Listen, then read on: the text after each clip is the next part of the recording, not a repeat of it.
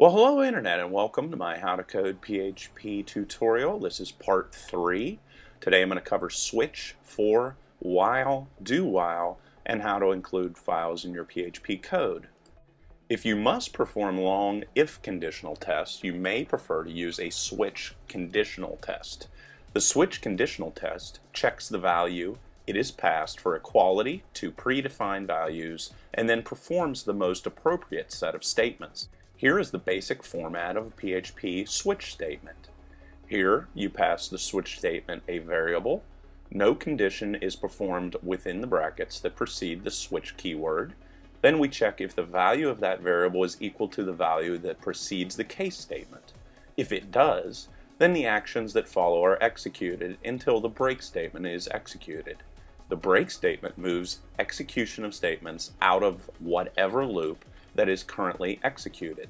So if the above variable value equals value 1, then variable will never be checked for equality to value 2. Another concept you have to understand about the switch statement is the keyword default. Here you are just defining the default action if the variable that was passed didn't equal any of the predefined values. I should note, however, you do not need to have a default. Here's a real-world example on how you would use the switch statement. You see here how you could check for multiple values as well through the use of stacking case statements like I did above for values of 2 or 3. Every programming language provides programmers with the ability to perform tasks repetitively as long as certain conditions are met. The PHP engine provides you with 4 looping tools, being the for, while, do while, and for each. Here's the basic structure of the for loop. This code would print numbers 1 through 20 to the browser. To use a for loop, you first type the keyword for. Inside of the brackets, you first have to create and assign a value to a variable, in this case, I. This value will be manipulated in some way to decide how long you will loop through the statements that lie between the curly braces. You see that we are going to add 1 to the variable I each time we loop through with the iterator shortcut.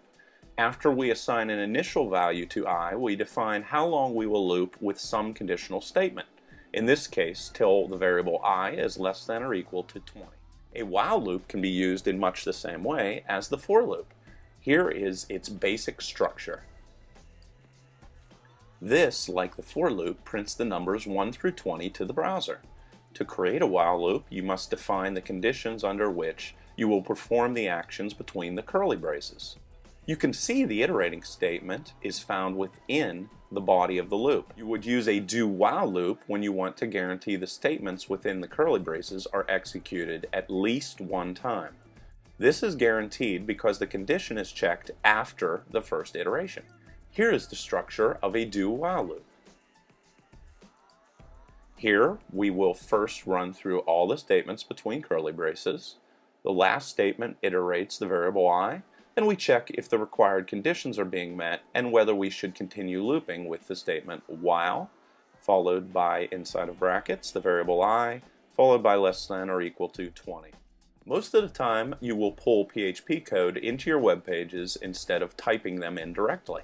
The reason why is because over time you will reuse code you or others have written, and you will also like to link to outside code for security and organizational reasons. When you include this outside code, you are taking all the content of the included code and dropping it directly into your HTML code.